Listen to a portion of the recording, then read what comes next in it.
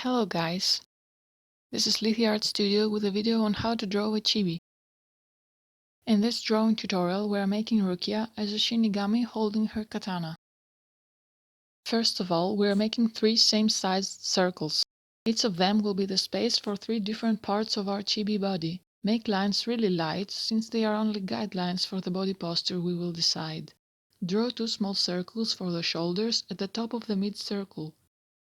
One leg will be straight and one bent, like the hands.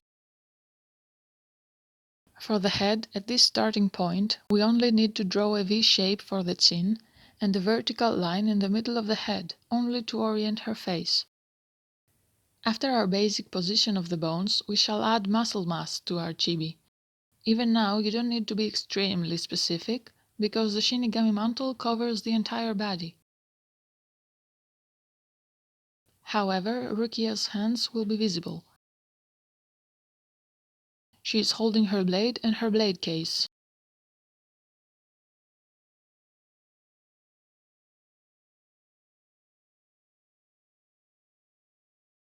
Let's draw the basic body outlines.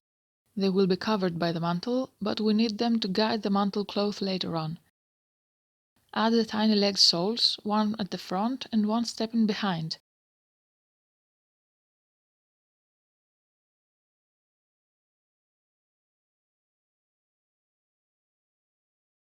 Now it is time to dress our character. So we start adding lines that embrace our guidelines.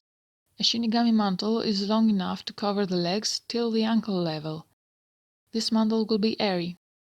Rukia is walking towards a battle.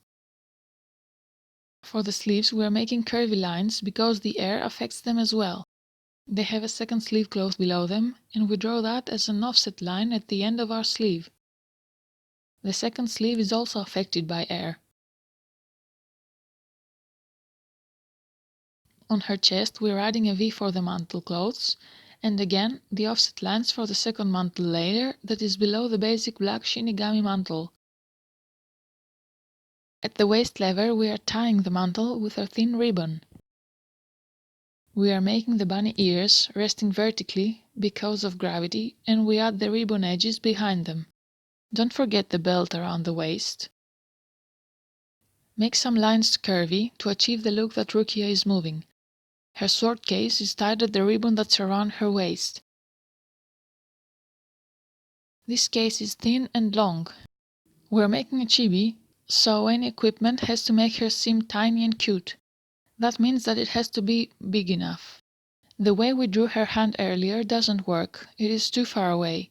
Let's erase it and pull it closer to her sword case so that she can hold it. Draw the airy sleeve again.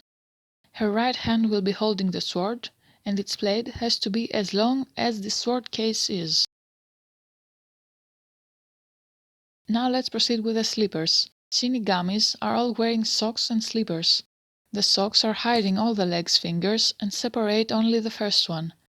We need to add this V shape on top of the feet and this V shape below them to create the slipper's sole. The basic mantle and slippers lines are done, so we need to make some lines for the hairstyle and the face of Rukia. Tufts behind her neck, a large tuft in the middle of her face, and a bumpy hair volume around her head.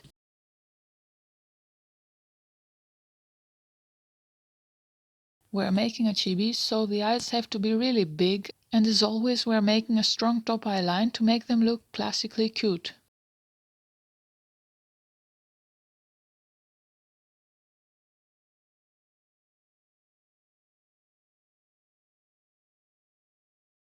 The thing about Rukia is that her eyebrows are shown only too little. Add big circles for the iris area, a small nose, and a neutral to angry line for the lips.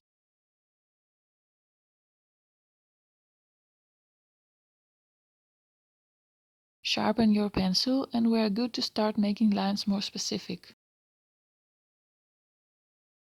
The hairstyle needs more sharp and decisive lines. On top of, or next to previous hairlines, we are making more of them. A little next to the previous ones, we are making our hair more detailed. The tuft in the middle has to start somewhere.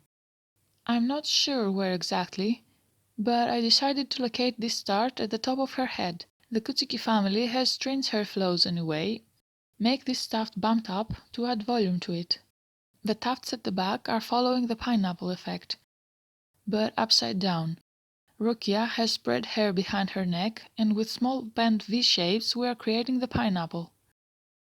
To make our chibi eyes, we now have to make our lines more specific. We are drawing a bold line on top of our eye to create a strong top eyeline. This line involves the eyelashes, and that's why we have it bold here. We are adding the eyebrows and the eye caps. The eyebrows are small, near the middle of the face, and are pointing towards it. Rukia is angry and ready to fight. The bottom eyelashes are a simple line at the bottom edge of her iris. Speaking of the iris, make the circles more precise and intense and more circular. Add light sparkles at the top of them and round pupils in the middle of the eyes. Fill them with black. With thick lines at the top and sparse lines at the bottom, create this gradient effect. Observe from a distance and spot any differences between the two eyes. With small lines here and there, try to make the eyes mirrored. The hair is done, the face is ready as well. Our fashion section remains. We are making any line of the Shinigami mantle more intense. It is like a bathrobe, so we're adding a stroke to create this offset cloth. The sleeves are not of a specific shape because of air. Curvy lines with no special shape are the best choice for such situations.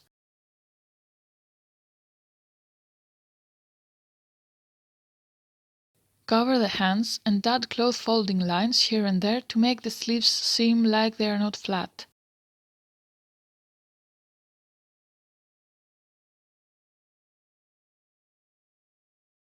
The other sleeve has to be different and more folded because it is covering a bent hand. It is airy as well and has many folds to have a more three-dimensional look.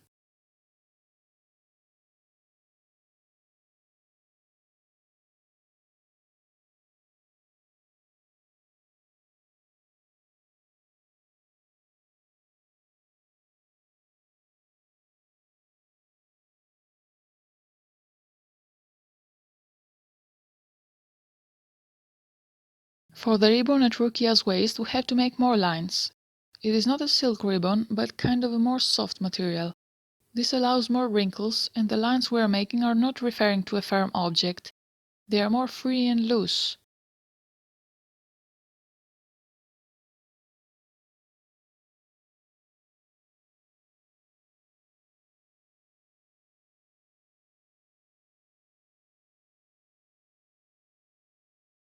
Next to this ribbon, we are forming the hand that holds the blade case. And after that, the blade case itself.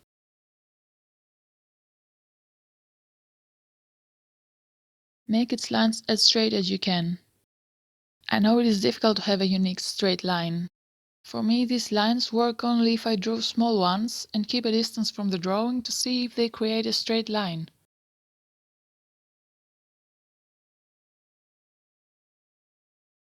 The same task exists for the other hand as well. The sword needs to be straight too. Try small lines, start them from the edges and lead to the center. If you don't like the result, erase it and come back. The mantle at the bottom part needs cloth folds. We have to create such lines because they help us create depth.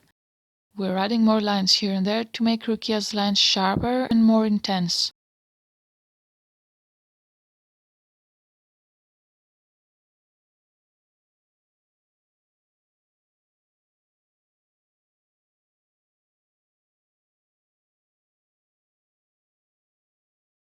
Form the feet and the slippers.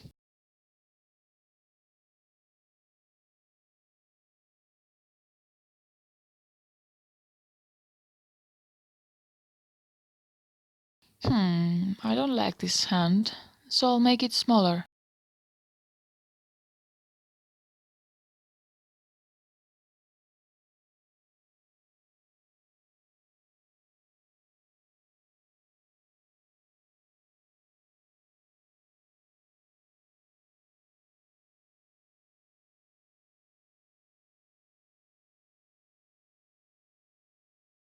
and her hair need more hairlines to make the tufts more precise. At the back we are adding these two little tufts to show that her head is three-dimensional and has hair at the back too.